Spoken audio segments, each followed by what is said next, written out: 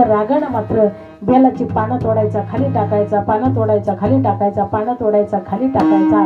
लक्षामध्ये अशा पद्धतीने बेल त्याने तोडले. 2-4 दिवसाचा उपवाशी होता, राग वैतागलेला होता. त्याला काय माहिती शिवरात्र, त्याला काय माहिती बेलाचं झाड, त्याला काय माहिती इथे शिवपिंड, काहीच माहिती नव्हतं. परंतु बेलाचं पानं तोडून तो खाली टाकत असायचा. जाळं हातरलेलं होतं, त्याच्यामध्ये तो हरिण गुंतल्याच्या नंतर त्याच्या पाठीमागून त्याची असणारी छोटी पत्नी आली. आल्याच्या नंतर तो असणारा हरिण आरडू लागला, अरे मी या जाळ्यामध्ये गुंतलेलो आहे, आता काय करू. अशा पद्धतीने त्या ठिकाणी तो ओरडत होता.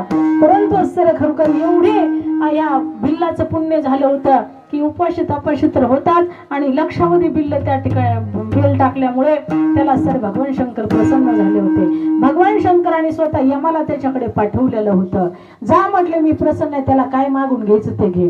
तो यम आल्याच्या नंतर त्या ठिकाणी भिल्लाने विचारलं, तुम्ही कोण आहात. तो म्हटला मी यम आहे. तो भिल्ला म्हटला माझा नंबर लागला का हो. तो म्हटला नाही नंबर तुमचा लागला नाही अजून, पण मला महादेव तुमच्यावरती प्रसन्न झाले, त्यांनी मला पाठवलंय. म्हटलं कशासाठी. काय नाही म्हटलं तुमच्याकडून एवढं पुण्य झालं, तुम्ही लक्षामध्ये बेल खाली टाकले, तिथे महादेवची पिंड आहे.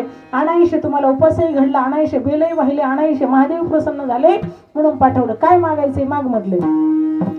त्याने सांगितलं मृग पक्षीयाचे कळावे बोलणे, मला काही नको दुसरं, फक्त पक्ष्यांचं बोलणं कळावं म्हटले. हो ठीक आहे असं म्हटले आणि जा म्हटले भगवान शंकराला जाऊन सांगा. भगवान शंकराला जाऊन सांगितलं, भगवान शंकर तथास्तु म्हटले.